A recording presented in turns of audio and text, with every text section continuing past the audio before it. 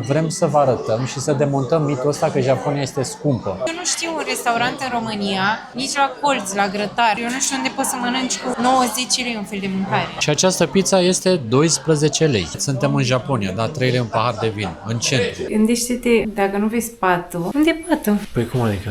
Nu mai există o altă cameră? Păi și patul unde pui mie? Din seria ciudățenilor de la cazare, am avut o conversație cu gazda, care îmi spunea că din motive de securitate și de igienă, Deci asta este deviza noastră, da, în Japonia. Nici o zi fără sushi. majoritatea lucrurilor sunt 110 ieni, adică 3,30 lei.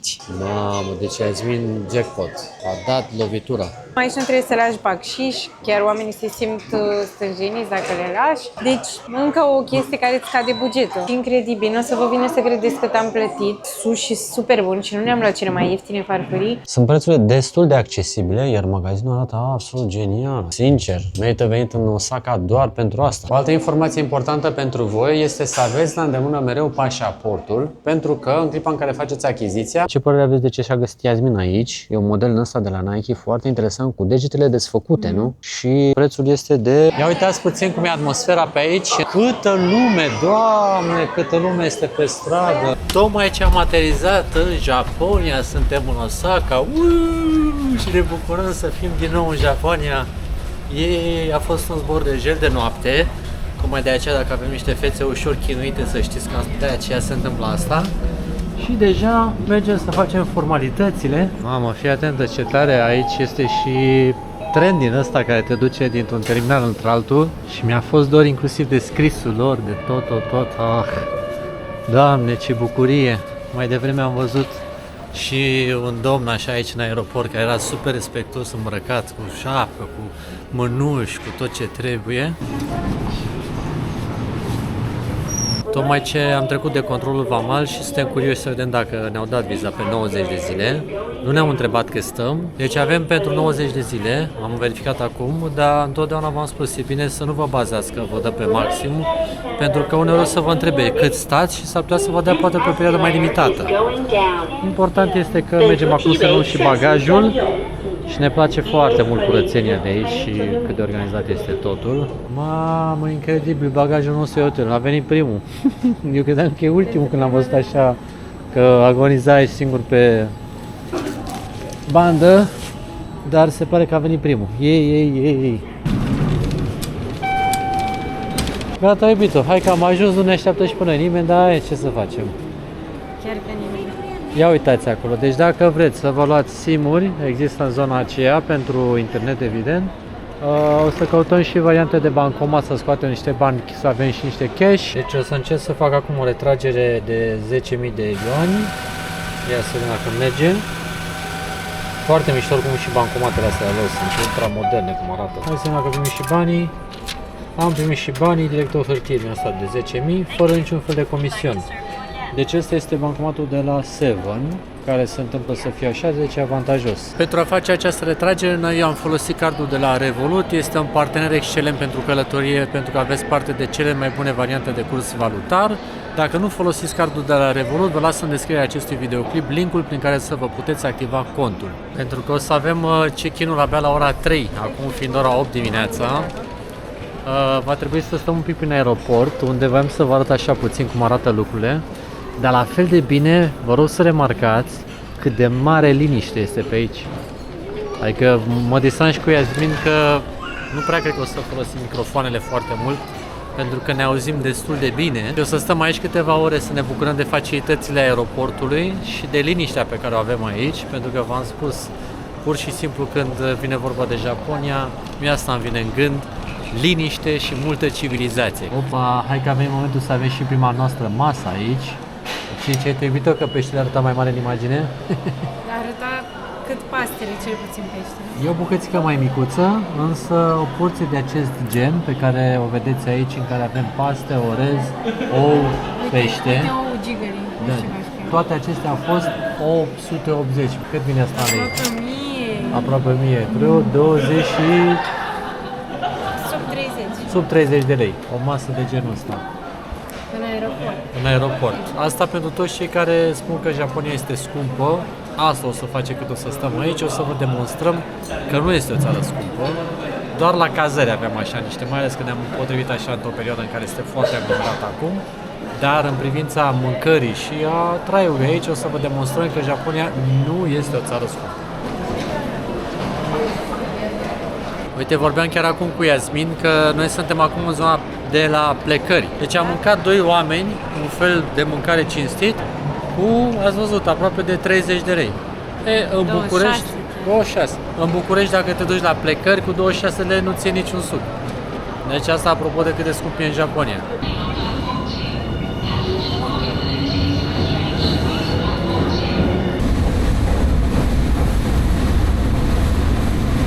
Ia uite ce tare, am nimerit într-un compartiment în care suntem doar noi. Trăim așa experiența în metroul japonez.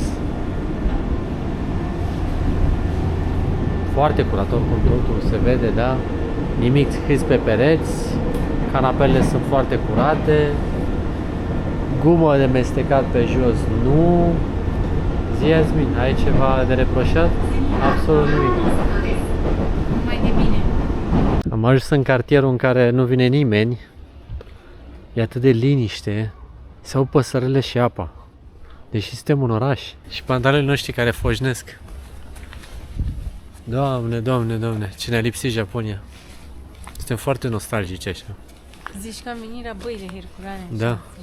La relaxare din aia. Maxim. Și nu o să fie relaxare. Da. O să fie alergătură. O să fie, avem un program foarte intensiv. Dar ți-e și rușine să vorbești mai tare. Îmi vine să vorbesc în șoaptă. Uite, aparatele astea lor unde poți să cumpere absolut orice. Știi că eram eu nebunit acum de ani și ceva după cola aia. A lor cu vanilie, parcă avea.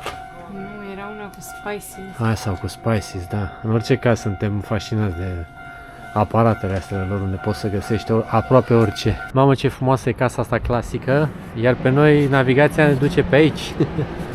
O străduță mică și îngustă. Nu știm dacă e cea corectă, dar și să te rătăcești pe aici prin Japonia nu te deranjează. Mamă, ce cochete sunt casele de aici și ce frumoase. Copăcei frumos cu floricele. Au gardurile atât de joase încât nici nu trebuie să ridic camera mai mult. Și uite și intrarea asta ce frumoasă e. Puh, cum arată.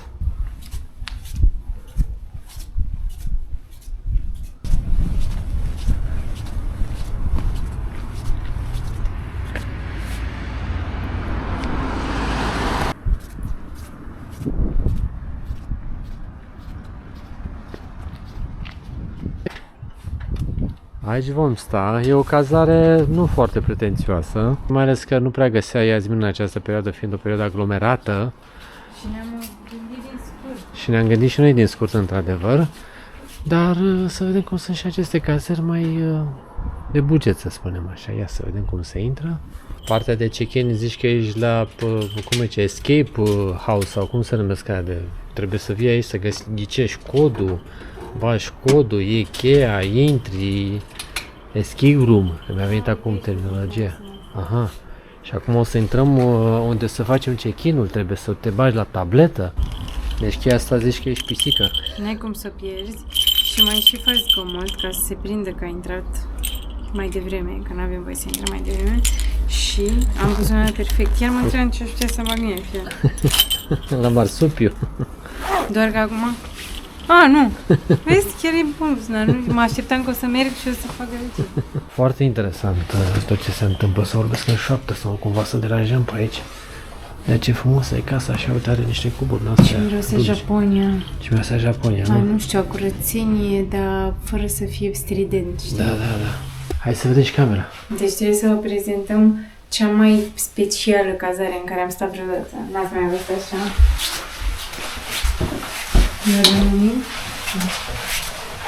Te rog să poftești în dormitorul matrimonial. Hai, intră. Wow! Mamă, dar zici că ești la ceremonia ceaiului? Da, și gândește-te, dacă nu vezi patul, Da. unde e patul?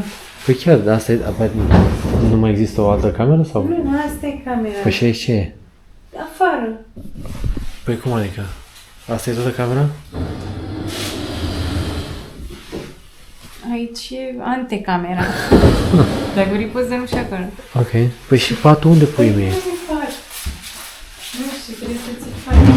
Uite patul. Asta e patul. Oh my god. Norocul nostru că avem cameră de 4 persoane și dacă cumva nu poți să dormi, poți să spui pilotele de la celelalte 2 persoane. Hai! Doză. Păi și Da, noi. uite ce frumos stă aranjat. Deci se le pui aici, asta e toată camera și Așa. când dimineața ai strâns, Așa? seara ai pus Și Ca în deci e camera de toată ziua. și cum dormi e. pe jos. Singurul dezavantaj e că e răcoare, o să ne fie cam frig.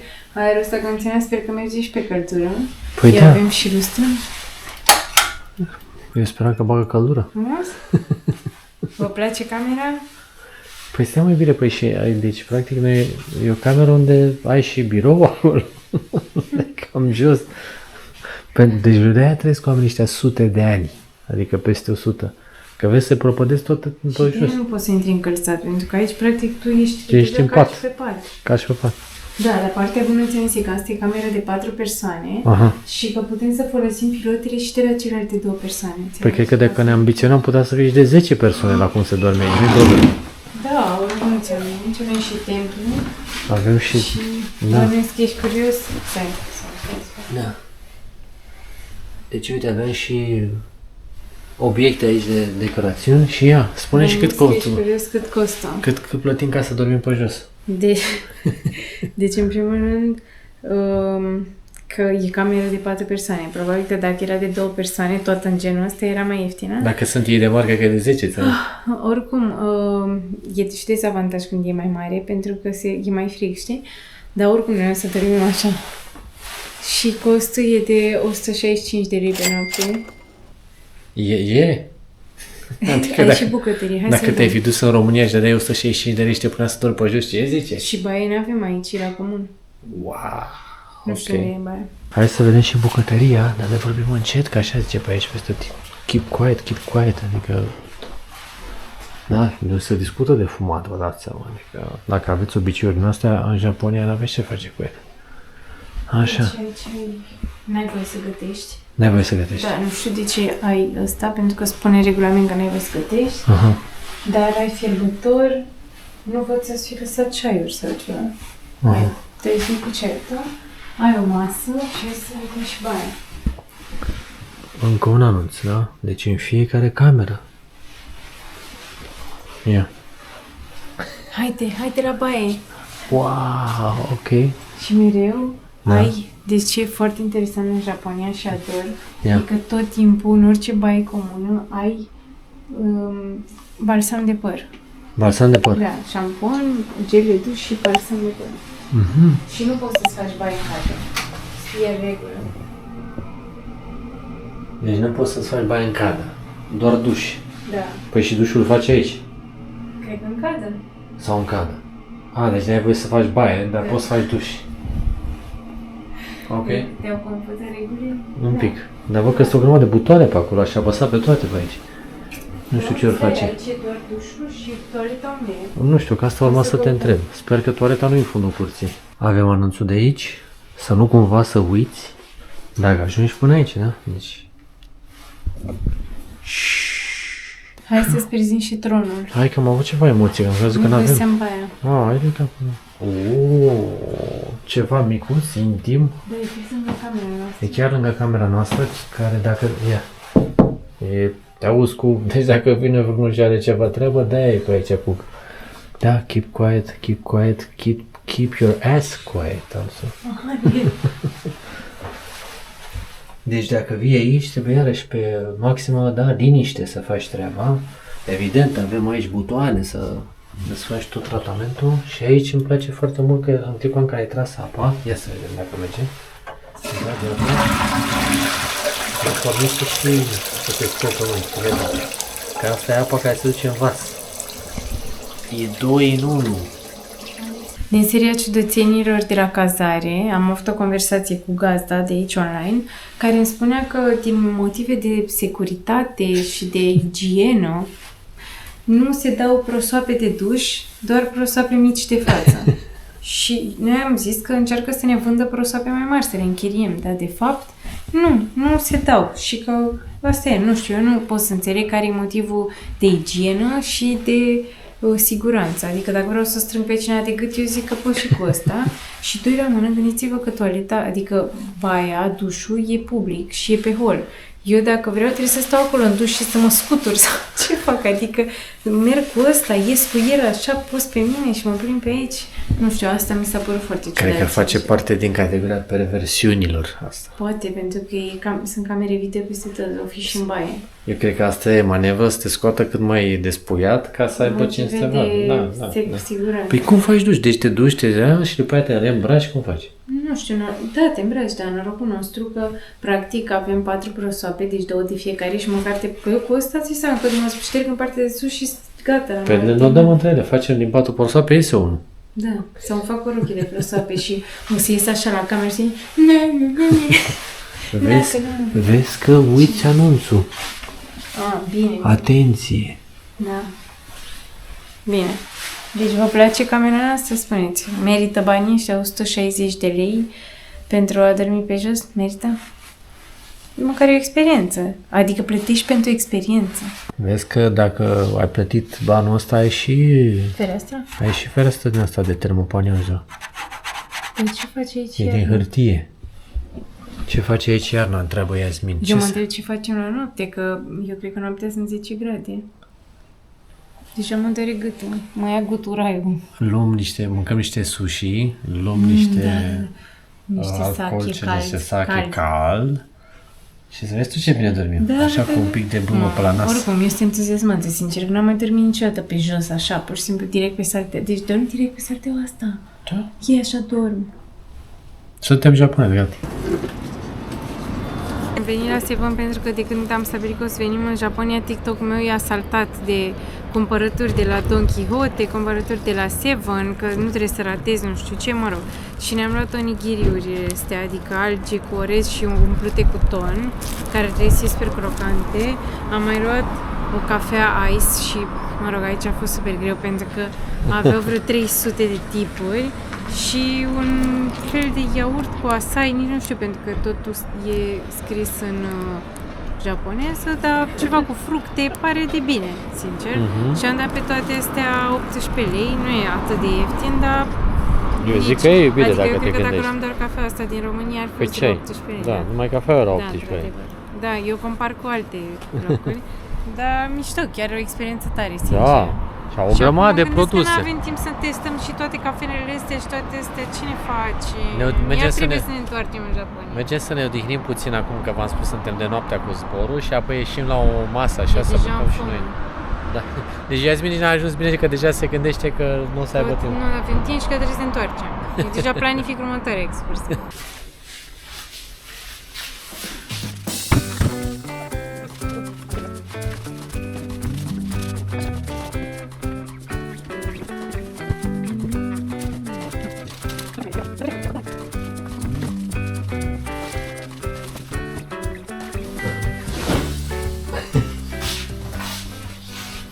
Ne-am odihnit și noi un pic și deja e altă stare. Am ieșit pe stră să mergem să mâncăm ceva. În schimb, ne minunam pe aici că, deși suntem în zona urbană, oamenii au păstrat niște câmpuri unde chiar au făcut aceste solarii și cultivă diverse chestii pe aici. Adică se vede că înăuntru sunt, cred că, niște căpșuni sau ceva verdeață din ce se poate vedea prin spatele acestor plastice.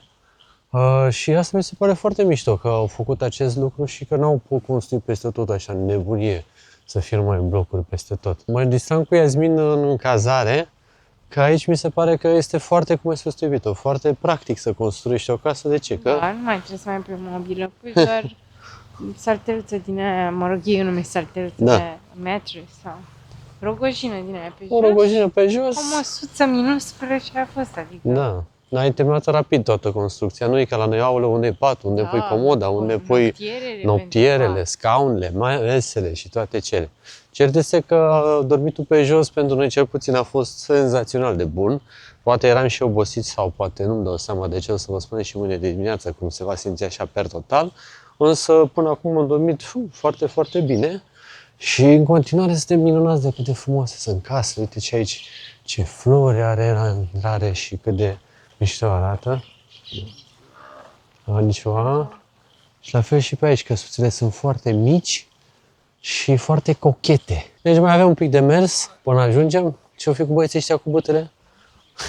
Sper că nu până ne așteaptă. Ia uite ce mișcări fac.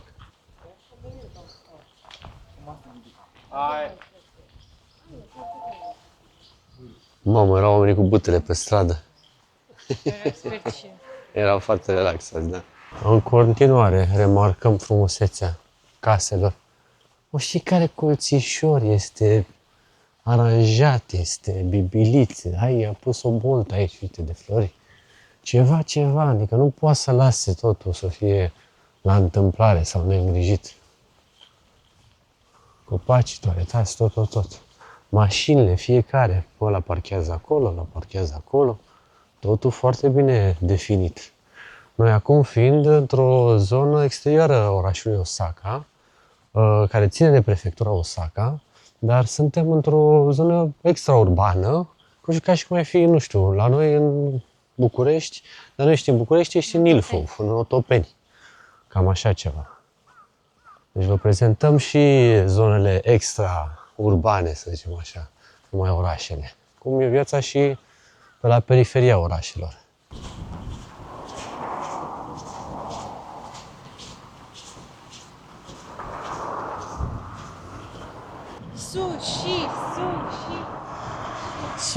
Sushi, pentru că am ajuns la Obei. Prima zi, primul sushi, clar. Deci ziua și sushi. Așa e, da. Deci în fiecare zi va fi pe bază de sushi. Ce mișto arată și ăla. Ceva foarte interesant și nu te aștepți că majoritatea lucrurilor sau toate, nu știu că văd aici oferta, sunt 110 ieni, adică 3,30 lei.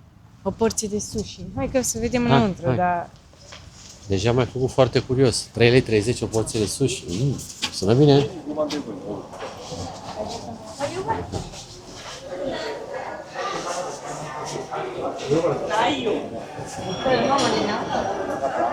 De obicei aici, în partea stângă, o să vedem o zonă unde se așteaptă. Pentru că în zare, ia uitați, este imens locul. Și o să luăm aici un bilet de ordine și o să așteptăm să ne vină rândul. Uite, deja a venit rândul nostru, ne-am mișcat foarte rapid. Pentru că n-am cerut masă. Ne-am cerut masă, că vrem să stăm direct la banda de servire. Dar e bine aici, E bine, da, e foarte bine. Deci aici, ca să nu deranjezi pe vecinul, ai un geam ăsta care te separă. Și acum Iasmin o să fac o comandă, ai o tabletă, fiecare dintre noi are asemenea tip de tabletă în față. Pentru că fiecare își plătește nota. Să vedem cine cheltuie mai mulți bani în familie. Da? Deci fiecare își face comanda, nu? Fiecare cu tableta lui, asta e chestia. De-aia avem două numere. Am înțeles. Da? Deci nu mai putem întârziat. Nu credeam asta aici e atât de ieftin. Mamă. Deja a venit Iasmin, comanda, uitați ce drăguț, a venit cu trenul. Și după ce ai comandat, trebuie să o iei rapid ca să eliberezi banda. Confirm că ai luat-o și a plecat trenulețul. Și de câte ori comanzi, îți vine trenulețul aici frumos, dezlivrează și tu ridici comanda. Ce ți-ai luat, iubita, aici? Ai luat alea care îmi plac mie? Salata de ton. Salata de ton, vai de mine ce dor îmi era de salata de ton. Mamă, deci Iasmin jackpot. A dat lovitura. Eu încă încerc să comand aici, să-mi găsesc cele necesare, dar și cât de tare, uite că jos poate să circule și o singură farfurie, sus să circulă trenul cu totul. Cred că trebuie să-i dai gata. Gata, și hop. Genial. Vezi că am început să iau viteză, nu mă mai joc. Partea drăguță este că în timp ce tu mănânci, te mai și uiți pe meniu, vezi ce mai e poftă și dai drumul la comandă mai departe. Și asta mi se pare foarte tare, că nu trebuie să aștepți în momentul în care te-ai săturat sau nu știi exact ce vrei să mai iei. Eu mă mai uit pe aici, văd ce mai îmi face cu ochiul, mai dau un order și cred că o să mă opresc în curând ca să nu comand prea mult. Dacă ai mâncat și nu te-ai săturat, mai dai drumul și îți vine trenulețul în continuare. Opa, mi-a venit și mie trenulețul. Dar mi se pare foarte distractivă partea asta cu trenulețul. Dacă e gata, a plecat trenulețul. Yummy, yummy, ia uite așa, am mai găsit aici niște shrimp tempura. Ei au venit deja? Da. Asta e sushi-ul ăla ca la mama lui acasă. Păi era mama mea acasă. Mamă, ce bunică. Sunt la limita lacrimilor, iubire. Dacă că e de la wasabi. Sper că nu vine după să ne numere ăstea aici. Că noi le-am încurcat. Vedem. Noi zicem să plătim la comun, nu? Mamă, crevetele. Crevetele, cum e, tot ceea ce mâncăm. Sincer, ce vorba între noi, unul din motivele principale pentru care am venit din nou în Japonia a fost și că vreau să mâncăm niște sushi buni. Și eram prin zonă.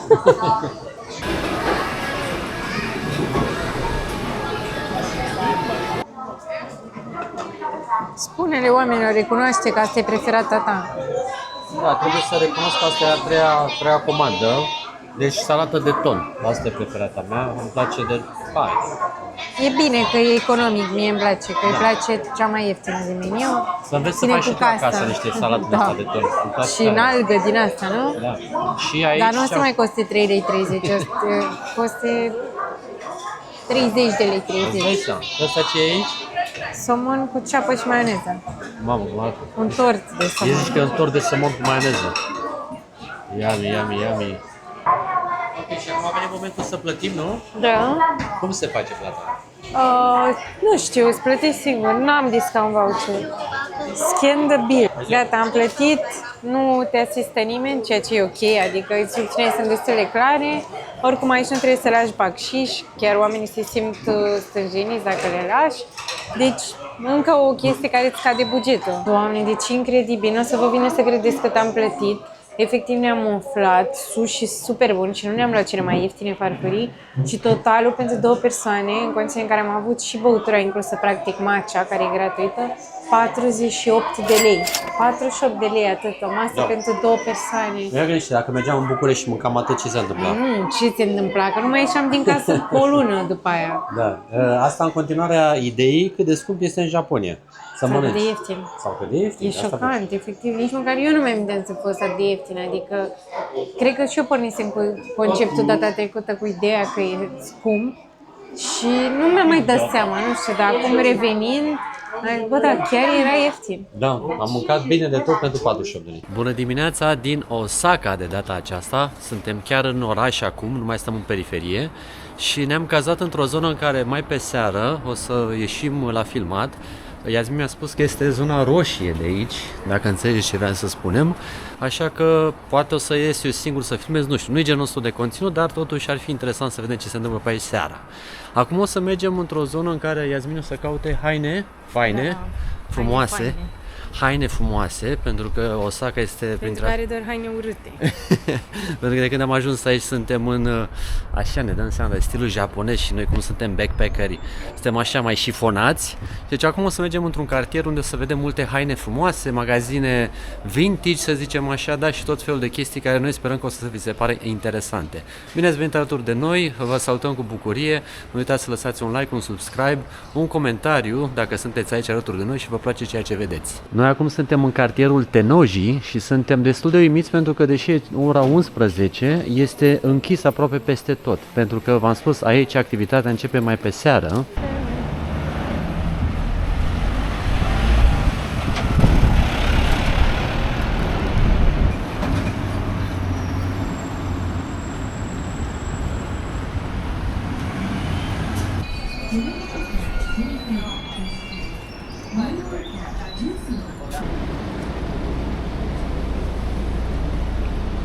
O să intrăm acum să vedem ce găsim în aceste magazine, unde mi se pare că e foarte interesant așa ce culoare, ce deja poți să zărești, uite, se aduce și marfa acum.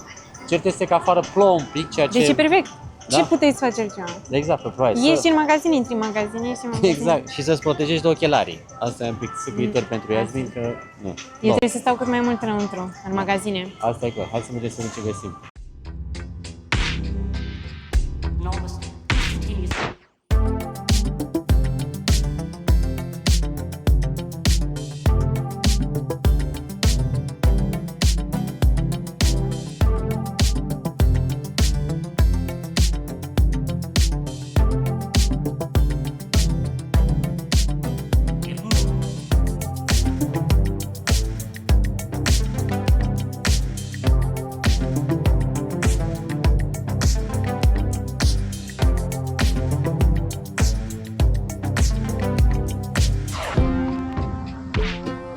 Sigur că da, dacă plouă afară, se pune un stand pentru umbrele, să poți să-ți pui umbrela frumos când intri, ca să nu uzi în magazin.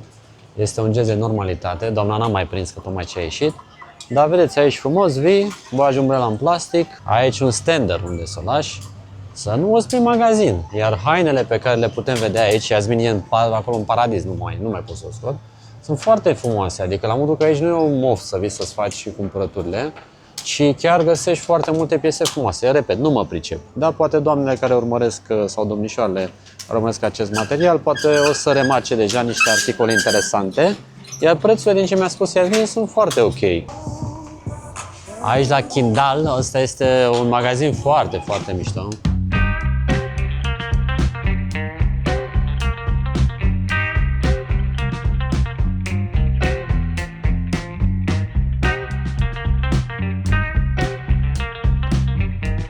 Deci, după cum puteți vedea la categoria blugi și toate tipurile de haine pe care le caută Iasmin pe aici, uitați ce pantaloni și toate variantele de sacouri, sunt prețurile destul de accesibile, iar magazinul arată absolut genial. Adică uitați-vă un pic ce este și în zare. Mamă, deci vă spun sincer, merită venit în Osaka doar pentru asta.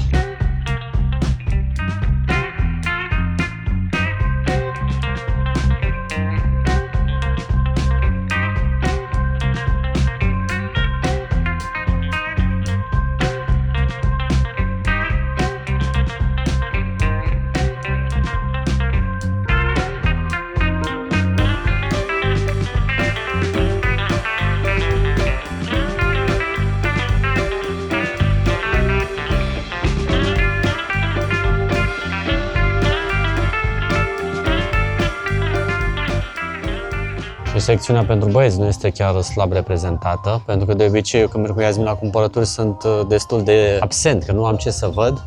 Însă aici, deci toată zona asta numai pentru băieți. Ce geci de piele, ce tricouri, ce bombere, ce cămăși. Asta cu bombărele mi-a zis Iasmin acum, că nu știam înainte, vă spun sincer, am aflat un termen nou. Bombăr egal o bluză în asta așa mai fluffy din ce am înțeles. Blugi, ce poți să-ți dorești. Mă uit eu sincer după niște chestii mai minimaliste așa, să dacă îmi găsești ceva, dar în orice caz aici poți să stai liniștit o zi întreagă să-ți găsești tot felul de haine. Și sunt foarte, foarte, foarte frumoase. Curate, da? Totul e foarte mișto. Haine vintage, repet. Ia uite ce am găsit aici. Balenciaga, Prada, Burberry. Mamă, cum erau ăștia, Jordan.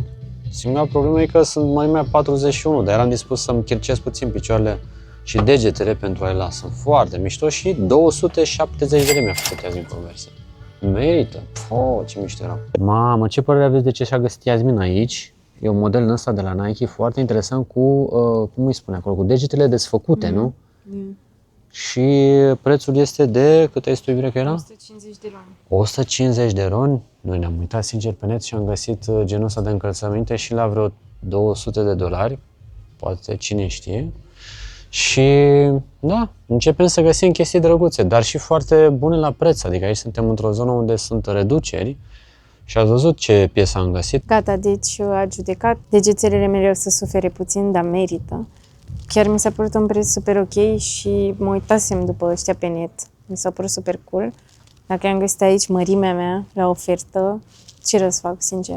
O altă informație importantă pentru voi este să aveți la îndemână mereu pașaportul, pentru că în clipa în care faceți achiziția o să vi se scadă aproximativ 10% din taxe. Deci e foarte tare să fii turist în Japonia, ai parte de discounturi suplimentare. What's up is down, what's left is right. Chasing stars and holding you. I can't see the end, but we'll see it through.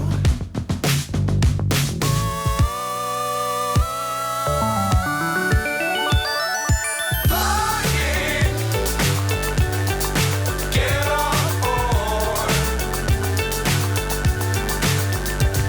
We're smiling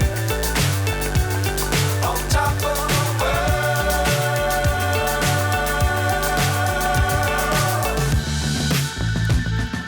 Dangerous times, don't fly too high. Be sure to keep the ground in sight. Fly forever if you keep it tight. Deci a găsit Iasmin de la Marc Jacobs niște balerini la un preț fascinant, adică i-a dat universul peste cap. Ea venise să-și ia haine, dar într-un final cred că și-a doar încălțări. Și după aia probabil că o să luăm extra bagaj la cală, pentru că e incredibil ce se întâmplă aici. Ne-am propus ca în nicio zi în care suntem în Japonia să nu petrecem fără să mâncăm sushi. Ia că ne ajung la Sushi Ro, unde să mâncăm din nou sushi. Deci asta este deviza noastră, da? În Japonia. Nici o zi fără sushi. Ajungi, spui câte persoane vor să servească masa, ți se emite un tichet, după care cel mai probabil o să ne invite la masă, destul de rapid, că văd că e liber. Uitați ce frumos arată locul. Bine ai venit, Iasmin. Da? Asta este deviza, nici o zi fără sushi.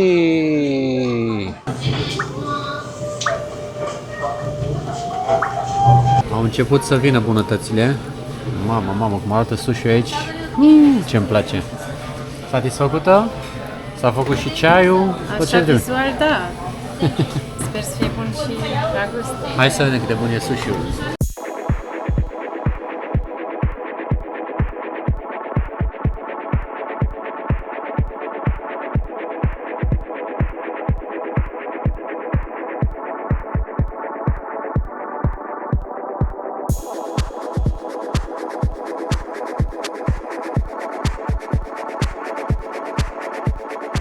Aceasta este preferata mea, salata de ton.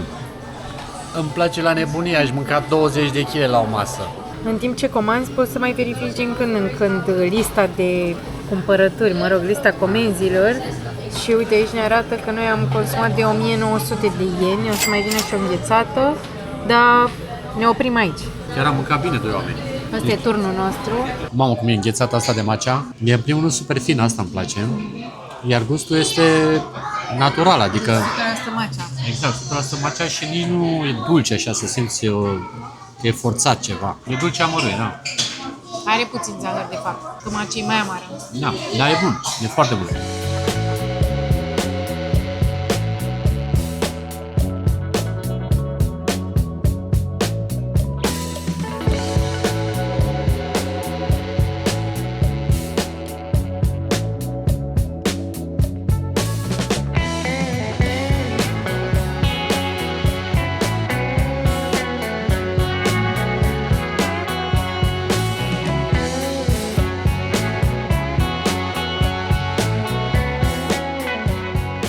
Mi-am găsit și eu o pereche de blugi aici cu 120 de lei de la Wrangler. Foarte mișto, sunt fericit. Eu gata, am încheiat cu cumpărăturile. Și Iasmin mai poate de oftică pentru că pe aici aproape toate magazinele au mai mult haine de bărbați decât de femei. Nu știu cum se întâmplă treaba asta. Nu e corect. Nu e corect. Deci e singurul loc din lume unde sunt mult mai multe haine de bărbați decât de femei. Și sunt multe. Mult mai multe. Adică și aici, în tot magazinul ăsta. De femei au fost vreo 2 raioane maxim. Cât clipese au dispărut. 9-10 raioane au fost numai de bărbați.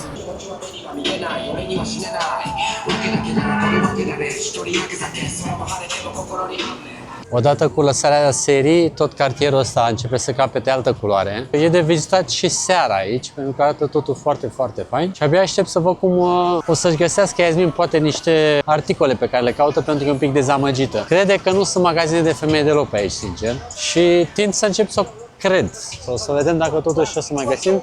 Uitați, și vis-a-vis, deci totul e pe băiețeală. Poate o fi cine știe mai încolo și cartierul fetelor, pentru că aici, în cartierul în care noi suntem, se găsesc haine numai și numai pentru băieți.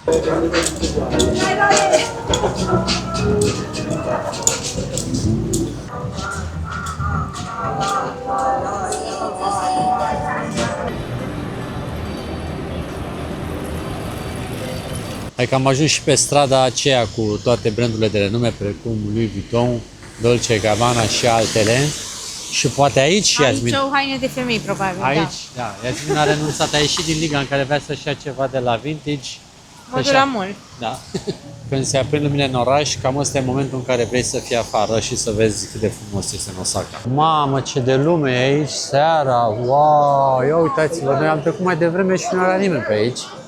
Și acum e mega plin și Iasmin o să intre la Uniqlo să vedem dacă își găsește ceva de îmbrăcat. Să nu mai zicem că nu și-a luat și Iasmin nimic. Ia uitați. A scăpat la cumpărături. Mulțumită? Place ce ai Se găsit? putea și mai bine. Bine, și toate astea au durat vreo aproape de o oră jumate să le găsească. Adică a fost o nimica toată, n-a durat prea mult. Ia uitați puțin cum e atmosfera pe aici într-o zi de luni când filmăm.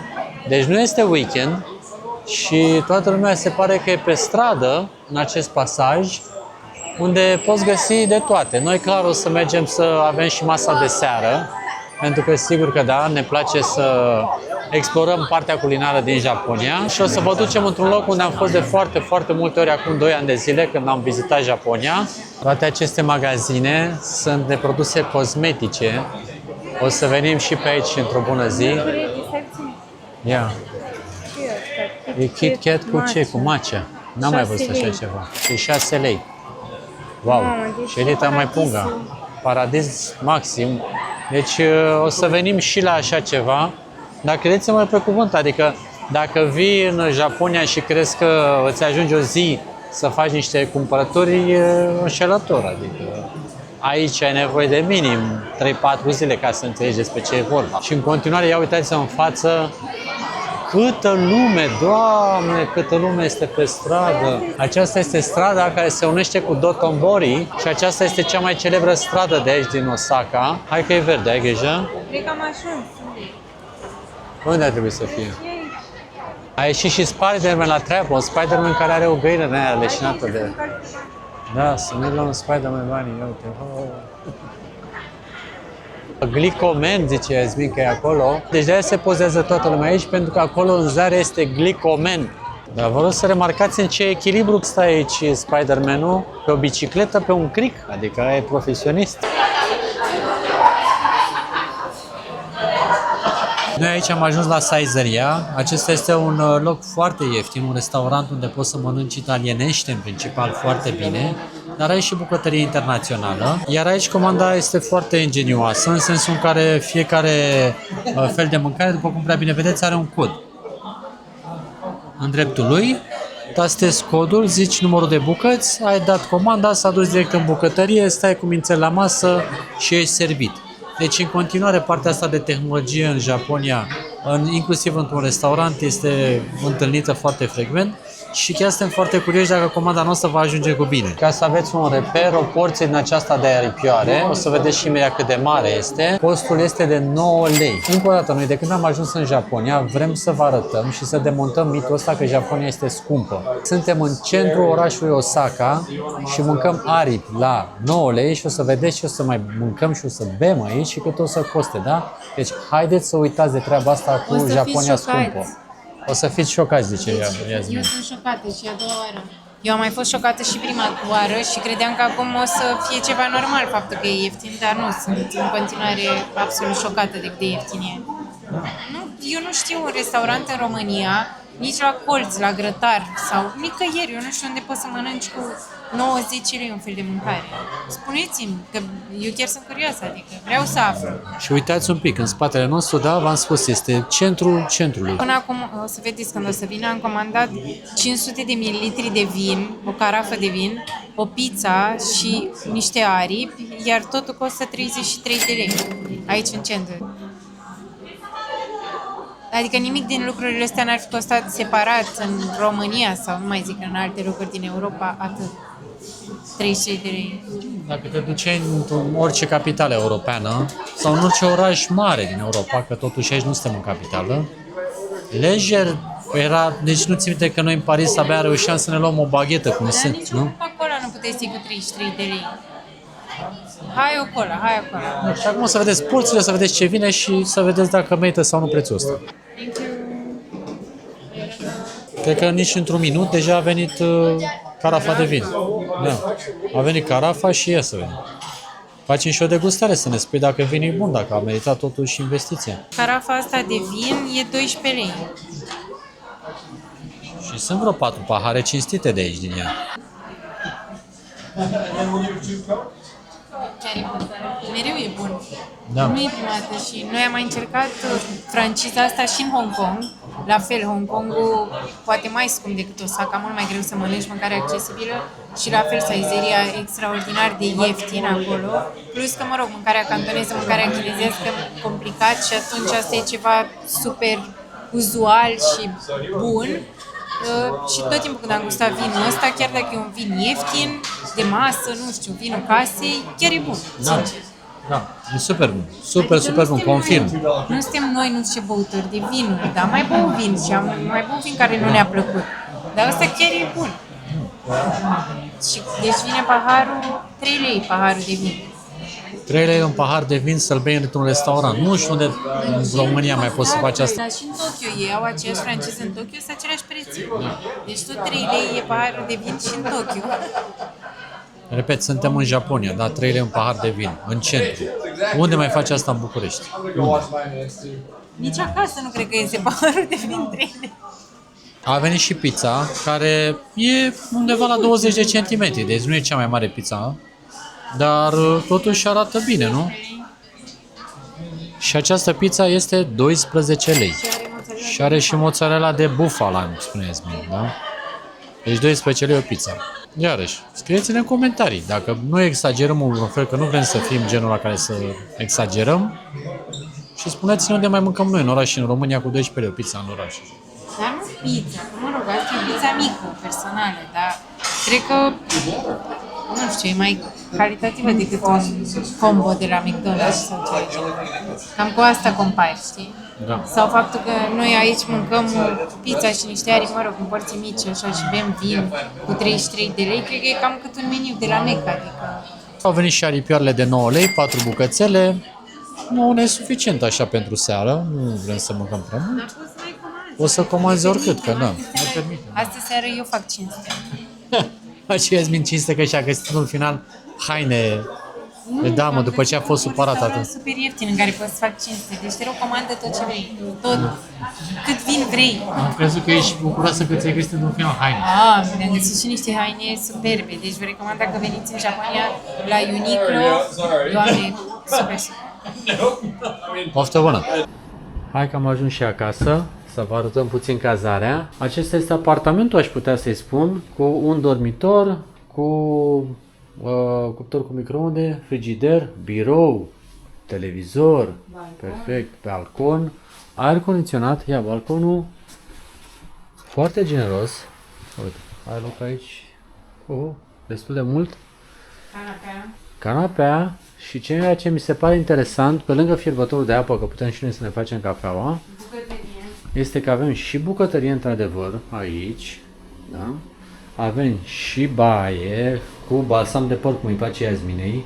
Apropo, la ei o chestie foarte deșteaptă în Japonia, toate băile sunt din astea cu termoizolație, cu plastic, cu chestii, nu fac baia ca la noi clasic, așa cu gresie, faianță, și toată chestia e ca un fel de capsulă pe care eu o adaugă într-o încăpere pentru a fi totul etanș.